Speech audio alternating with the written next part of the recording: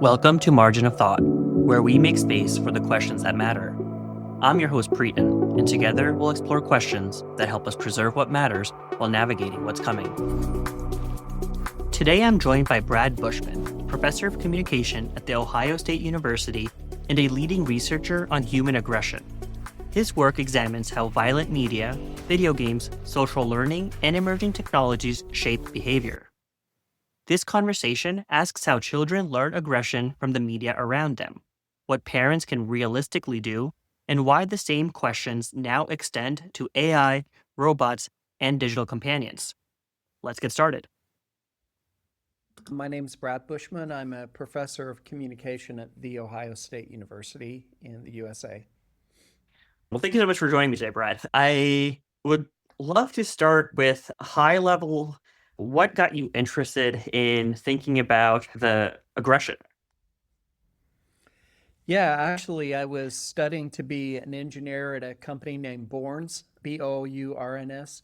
They make potentiometers, which are variable resistors for, space shuttle and computers and washing machines. I was in the honors program at my university, and I just happened to take an honors course on human aggression. I was taking other honors courses like on Western civilization and Greek mythology. And this honors course on human aggression literally changed my life. And we just read stacks of journal articles describing empirical studies of aggression. And I thought, wow, this is what I want to do. I want to do studies like this. And I asked the professor, well, who does these studies? How do I do them? And he said, well, mostly social psychologists do them. And I'd of course heard of a psychologist, but I didn't know anything about social psychology. And I said, well, how do I become a social psychologist? And he said, well, you have to get a PhD. I said, okay. And what do I do? And he said, well, you have to teach and do research. So I got a master's degree in education to help me be a better teacher, and a master's degree in statistics to help me be a better researcher, and a PhD in social psychology. And so that undergrad course literally set the stage for my career. On a side note, that's a great example of why our liberal arts model in the U.S. is amazing and is great for, allowing young adults to kind of, really push beyond what they thought their life was meant to be as children. And so, I went into college thinking I was going to be a doctor, and I am absolutely not a doctor. So, and it was a Sanskrit class that it first changed it. So it is remarkable to think about how effective our education system is at expanding our worldview so quickly. But okay, so social psychology, but you're in a communications department. So tell me why choose communications as your home? That's a big surprise because I was a full professor in psychology at Iowa State University, and I went to visit my colleague Raul Huseman at the University of Michigan on my sabbatical, and he said, we've got to get you to come to Michigan. I said, great. After my sabbatical was over, he sent me an email. He said, there's an opening. You should apply for it. And I said, well, it's in communication. And he said, well, mass communication is a really important part of the field of communication, and you do research on exposure to violent media, and the person who's leaving actually did exactly the same kind of research. So, you're a perfect fit. And I said, well, I've never even taught a course in communication. He said, no, don't worry, you'll do fine. And so I think it's because of my focus on mass communication and violence in the media was the reason they hired me. So that's how I got in a communication department. That's amazing. The mass communication part is obviously so influenced by how social psychology in general. A lot of our listeners and my own interests are with children as students and as children in households. And violent exposure to media is, more and more top of mind for folks, I think, especially over the last few years with social media. Even like we had the video games and TV shows, and then like the social media. And now folks, I think, are starting to think about what the role of AI will be in all of this. Do you want to take us down the road of some of your early research in the space, and then maybe we can talk more about what you think that means for the current landscape? So, um, I think, there are differences in platforms between TV and movies and video games. Probably the main difference is whether it's active or passive. TV viewers and movie viewers just watch and are exposed to the content, whereas video game players are actually more actively involved. But the effects are very similar. So you can talk about different platforms, but the effects are very similar. And, the theory is well established. It goes back decades that children often learn by observing role models. And these role models can be real people in their lives, like their parents or siblings or peers at school, or they can be characters in the media. And when it comes to characters in the media, children think they're cool. They want to be like them, and they want to imitate their behavior. And children are especially likely to do that if the character is rewarded for behaving in a certain way. And content analyses have shown that violent characters in the media are rewarded. They get what they want almost all the time. And they're hardly ever punished for behaving in a violent way. And so, what children learn from observing the media is these scripts for behavior, that teach them how they should behave in certain situations. So when a child finds themselves in a certain situation, they search their memory for scripts. What should I do in this situation? And they retrieve a script and they put themselves in that script and behave according to that script. And these scripts are learned often from the mass media and as well as from real people. Yeah, I don't know if that answers your No, it question, Ron. does. When I think about this, my mind is starting with the video games. And so anybody who's ever been in a video game shop knows that a lot of it is around war and violence and fighting. There's also like breaking Grand Theft Auto, right? Like there's very obvious examples of where the rewards are based on what we would consider not behavior. But you're obviously talking about beyond video games, it sounds like. And so what are examples that could help us think about this in terms of other media influences that students might encounter? Because I feel like for a parent who's being conscious about which video games they let their children play and what exposure they have there, it's a little bit harder to control other media consumption. And I'm curious, what should we be looking out for in those spaces? Yeah, it's super hard being a parent, and there's different ways. I'm not an expert on this, but I have colleagues who are, and there are different forms of mediation that parents can use. One is called restrictive mediation, where parents restrict certain content.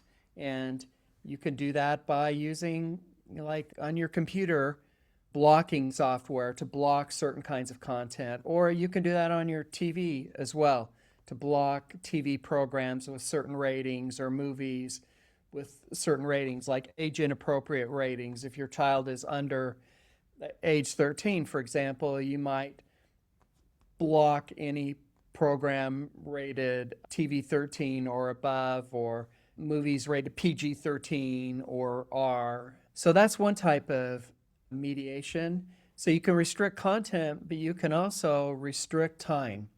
So, for example, I know the American Academy of Pediatrics recommends no more than 2 hours of entertainment media exposure a day. So I know a parent who got these like circus tickets, and each ticket was worth 30 minutes.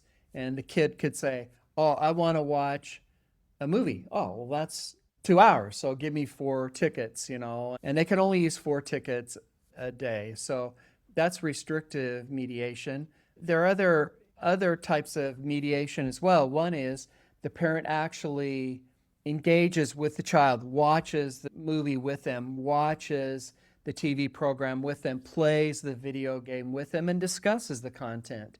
Like if a piano fell on you in real life, what do you think would happen? Would you just get up afterwards and walk away, or in a cartoon, for example? Um, or these people are solving their problems using violence or yelling and screaming at each other. Can you think of a better way that you might be able to solve a problem? So you really engage with the child, and that's actually the most effective form of Yeah. parental mediation. Parents don't do it.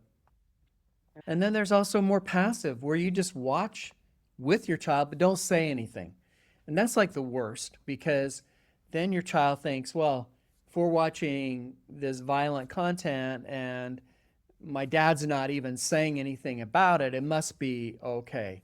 But it's hard being a parent. You know, as parents, when our kids were younger, at night we would take away their, iPads and iPhones and stuff, because we didn't want them staying up all night engaging with media. It interrupts sleep too. And I've done a little research on that as well. We would not allow TV sets in or computers in their bedrooms. Um, we had them in more public locations where we could watch what was going on. Or if they had a handheld device in their bedroom, we asked them to keep the bedroom door open. But it's not easy. So I think, the best approach is just to teach your children correct principles. What's appropriate behavior? What kind of behavior you would like them to exhibit as responsible members of society, and try to emulate that behavior yourself and teach them by example. But yeah, being a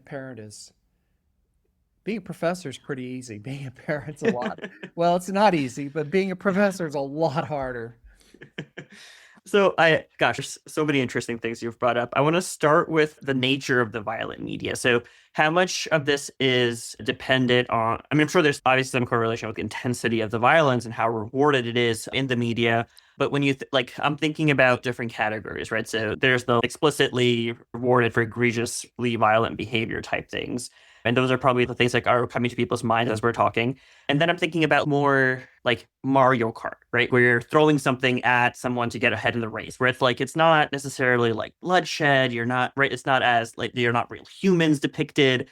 Versus watching the news and watching like a commentary or reporting on a conflict versus like thinking about religious texts and mythology, whether it be right like what they're all forms of as someone who did a lot of theology work in college, most religious branches, a lot of it there's a lot of violence depicted in those stories, and so do is there different effects depending on both like the domain in which it's happening and how it's depicted, or does it turn out that at that age it all kind of starts to meld together? Yeah, so that's there's a lot there. First, I should say that we've actually studied the effects of violence in scriptures on behavior and found, like in one study, we randomly assigned people to read a passage of scripture, as an actual passage from the Old Testament, in which people are told, just kill everyone, kill women, children, men, pets, just wipe everything out. And um, half the people were told it was from an ancient scroll found in some cave, and the other half were told that it was from the scriptures, from the Old Testament. Half the people were told God told them to do that, and the other half, we left God out of it. And what we found is, that violence, and then they could aggress against another person by giving them loud blasts of noise through headphones, which it's very unpleasant. And what we found is that violence in the scriptures does increase aggression against other people, especially among believers, and especially if God says it's okay. So the name of our paper was something like When God Sanctions Killing. So authority figures, um, when they say it's okay to do something, these were college age students. So, Right. you know, so violence in the scriptures can increase aggression. You talked about realistic violence, like in the news. In general, the more realistic the violence, the stronger the effects. The exception being children under about age 7 have a real difficult time understanding what's real and what's not. So parents may think, oh, it's just fantasy. But if you're a young child, it's real to you. So generally, the more graphic it is, the stronger the effects. But even something mild violence, like we've used video games rated E for everyone that contain violence, and you get effects there, but you get bigger effects if you use teen rated video games, and even bigger ones if you use mature rated video games. But in general, any violent content, even in E-rated video games, can increase aggression. So, when you talked about the scriptures and reading in particular, I'm thinking about the shift from like video influences to text influences. In particular, I'm thinking about like AI chatbots and students interacting with those. Because in some ways, again, I think we've all kind of like, when you're intentionally thinking about what you're exposing your children to, there's things that like we all start to have a visceral reaction to and an intuitive response to. And I think there's some things that fall in that bucket. And then there's these things that we're still learning more about. And the text in particular, I want to talk about. And I know you've done some work on robot aggression too, which I'm really excited to get into. So I guess that's the depicting the violence versus like, someone talking about it. I guess that's the kind of distinction that I want to sit with for a little bit. And when you were talking about role modeling as a parent, I was thinking about the concerns right now around the manosphere and role modeling from social media influencers who are like creating this idea of masculinity that's violent and aggressive. And a lot of that happens just through rhetoric, right? They're not actually like showing videos of aggression. They're not actively depicting violent acts, but they're using particular language that is violent. And so, can you talk to me a little bit about the effects of the exposure to that kind of media versus Yes. depictions? We've actually done some studies on this topic, and usually the more senses you involve, the bigger the effect. So just reading it or hearing the words, that can increase aggression. But like listening to music, violent music, for example, listening to violent lyrics, if you include your ears as well as your eyes, the effects are bigger. And then if like watching music videos, which is exactly the same song, except for instead of singing it, you can see it. The effects tend to be even bigger, but it's not like a step function where the content's the most important. The content's more important than whether you read it or hear it or see it.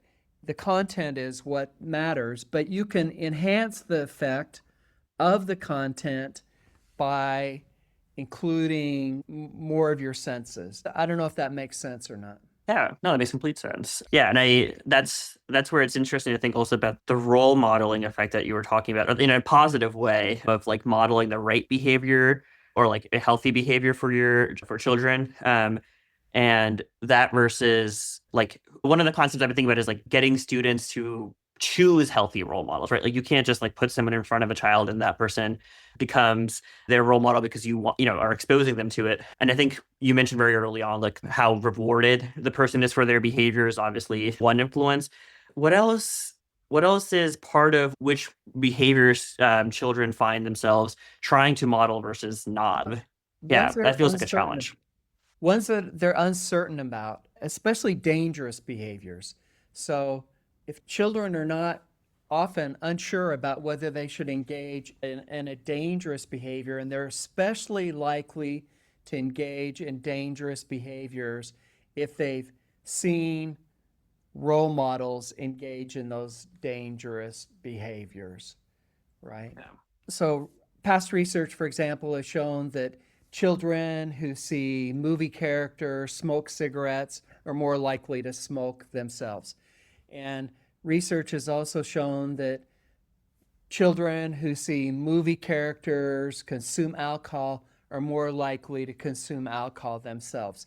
And our own research has shown that children who see media characters, either in movies or in video games, use guns are more likely to use guns themselves we hid them in our lab in a drawer.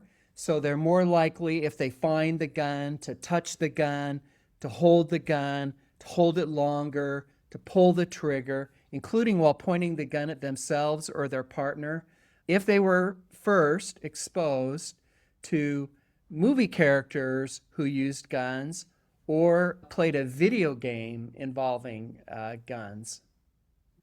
Before we move on to some of your other work, obviously, with a lot of psych research in general, the effect size is important. And I know you've commented on the past about what the effect sizes are in some of these studies. Can you break down like what, like, how bad is it when these exposures happen? Like, what is the effect size? And obviously it's different for all of these different things, but in general, what gives you confidence that we ought to be this vigilant about it? Well, the effect size often depends on how the researcher defines a variable. So, for example, violent media could be extremely violent versus not at all violent. So, it's really hard to talk about effect sizes because they depend so much on how researchers define variables. And also, when it comes to behavior, it's on a continuum from like mild aggression to extreme violence, such as mass shootings, right? And the more extreme the behavior, the more complex it is, the more difficult it is to predict. But aggressive and violent behavior is never easy to predict, and it's almost never caused by a single factor. It's often caused by multiple factors working together, and it's like accumulation of these risk factors, that can lead to aggressive behavior. But when it comes to all the risk factors for aggression and violence, some are a lot easier to change than others. So, for example, having a low IQ is a risk factor for aggression and violence. Well, it's not easy to raise somebody's IQ. Poverty is a risk factor for violence and aggression. Well, it's not easy to get somebody out of poverty. Alcohol and drug addiction are risk factors for aggression and violence. Well, it's not easy if you're addicted to substances to break those addictions. And being a male is a risk factor for violence and aggression. Well, that's hard to change too, right? So there are many of these risk factors that are like baked in. They're really hard to change, but exposure to violence in the media, you can change. And it's like a diet. You could think of it as a diet.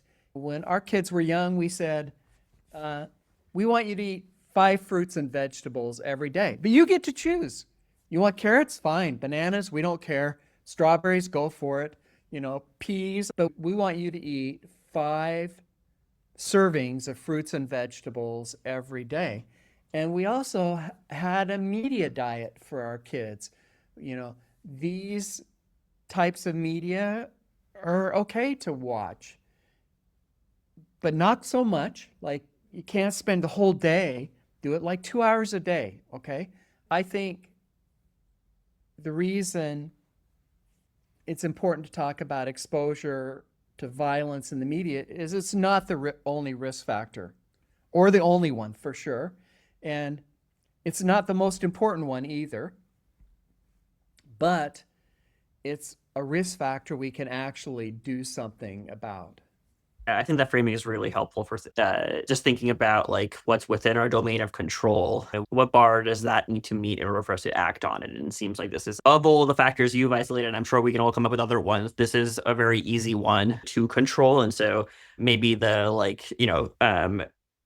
probably doesn't require too much evidence for us to feel like, okay, like that's enough for me to take action on this, versus like if there's bigger actions that we need to take, we might want a very high threshold for it. And I think that kind of framing is helpful. Yeah. Another way to think about it is, in our laboratory experiments, we have people play video games for only 20 minutes. And we see noticeable, visible, statistically significant differences between those who play a violent video game and those who play a non-violent video game.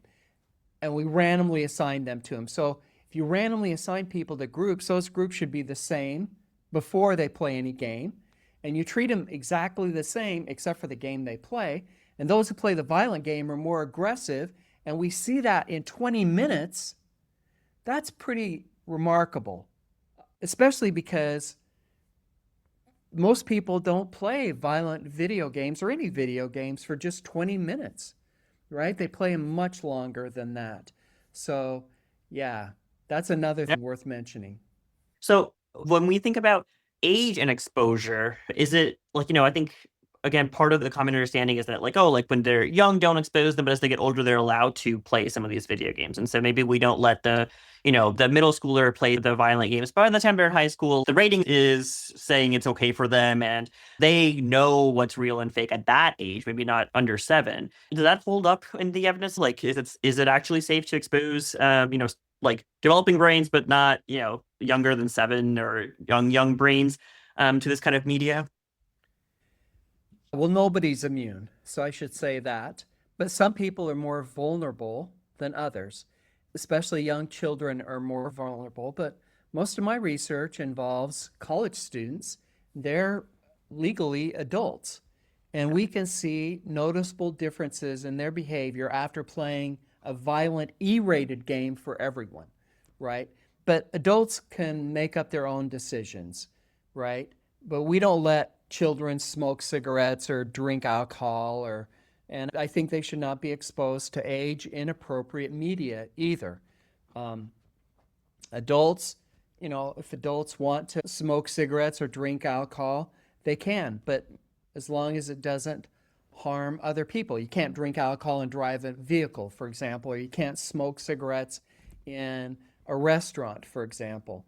But if you're an adult, those are behaviors you can choose to engage in if you want, and you can play violent video games or watch violent shows. But nobody is immune, but the effects are larger for younger children. Maybe we don't want to paternalistically regulate it in adults, but if someone just wants to consider the risks for themselves, you would say there is risk to you as For an sure. adult. Yeah, Yeah, that's super absolutely. interesting. Okay, let's talk about the one I'm waiting for. Robots. Tell me a little bit about what your research about interactions with robots tells us about human aggression and how that work has looked for you. Yeah. Well, there's not much to say, unfortunately, yet, because we haven't done any studies on it. But, I'm doing research with a PhD student in Italy on this topic, and she's really interested in aggression against robots. And then I have a grad student at Ohio State here who's interested in people who use AI to aggress against real people. So these are new areas, and there's not much research Yeah. on it. But when it comes to robots, we've done a few studies, and one thing that matters is you can think of a robot either as an object, like a tool, like a Roomba that vacuums your carpets, or a companion who and that matters. It matters. People are more aggressive when the robot is just a tool or just an object, as opposed to when it's described as a social companion. So that's one thing. But yeah, we need to do more research on the topic. But there, I don't know if you've heard of Hitchbot. Do you know about Hitchbot? I don't know about Oh, HitchBot. Hitchbot is God. like Canadians made this hitchhiking robot and gave it like a bucket list of things to do and put it in Canada. And it was supposed to do all these things in Canada. And then they sent Hitchbot to the Netherlands, and Hitchbot was supposed to go on a canal tour. And they got photos of Hitchbot on a canal boat and Hitchbot seeing the Rijksmuseum and so forth. And then Hitchbot went to Germany and by the Brandenburg Gate or whatever, and they have all these pictures. And they sent Hitchbot to the USA with this long bucket list, and Hitchbot was doing great, coming back with all these photos of all these cool places. And when Hitchbot came to the USA, Hitchbot hardly did anything on the bucket list before somebody like tore Hitchbot's arms off, tore Hitchbot's head off, and this was in Philadelphia, the city of brotherly love, by the way. That's like, that's an example of aggression against a robot. And, you know, I don't know if you've seen these vehicles that deliver food, these little robots that deliver food, these automated vehicles. Sometimes people spray paint all over them and things like that. You know, at Ohio State, they try to make them look really cute with like eyes on them or hearts on the front, hearts for eyes. They don't bump into you, but sometimes they get in the way. Anyway, I think it's really an interesting area of research, and I'm excited to be involved in it. And Yeah. you know, I wish there's more I could say about it, but really, No, it's beginning stages right now.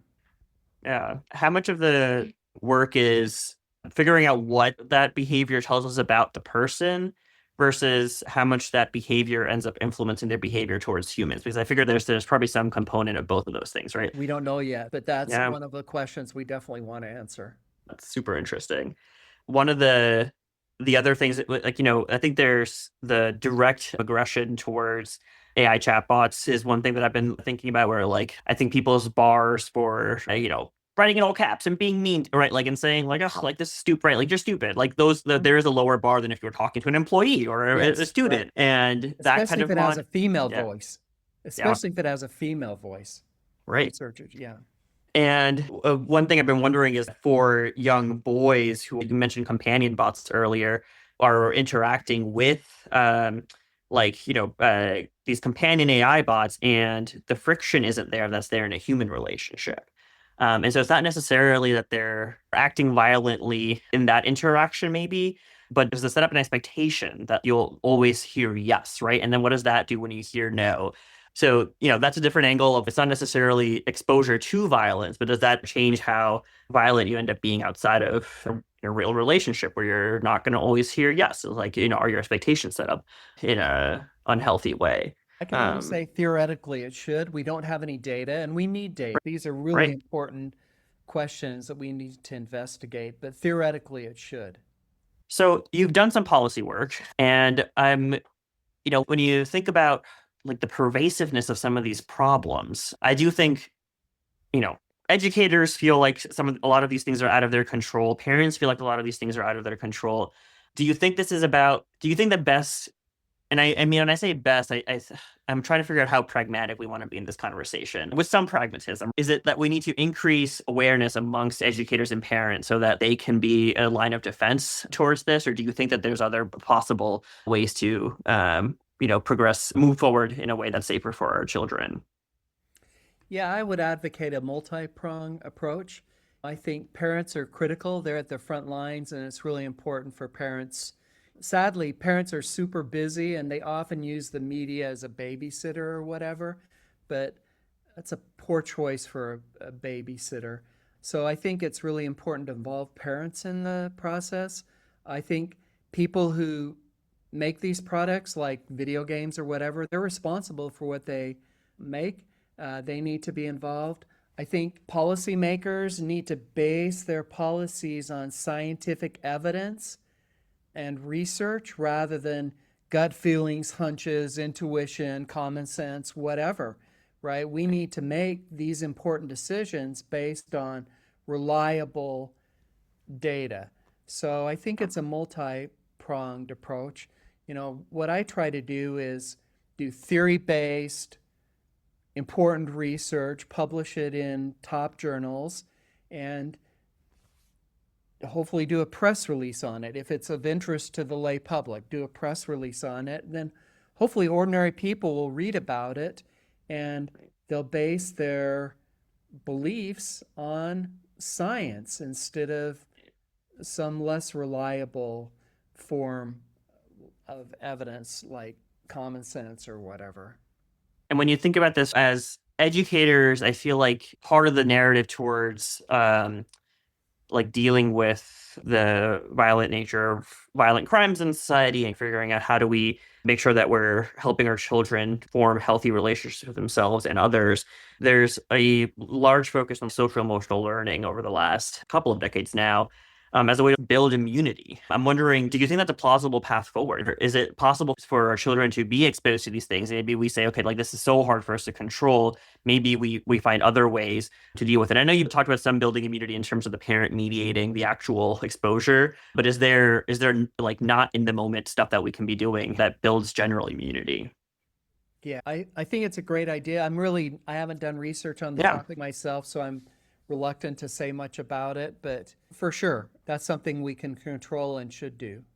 I guess I want to end on the note of when you think about where parents should start to look at the research, there is a lot of parenting research in general. There's a lot of research on childhood development. But if they're particularly interested in learning about some of your work, what is a good entry point for parents to get some more information that's evidence based about these topics? Yeah, I don't know if you've heard of the company. Let me put their information in the chat box. Can I do that? It's called Absolutely. Prison Screens. Man, they're good. I've been a guest on some of their programs, but they do a lot. Have you heard of them? I have not. I might Okay. reach out to them today, actually. That's They talk about everything that you've mentioned, not just violence, but AI, whatever. Here's um, Here it is.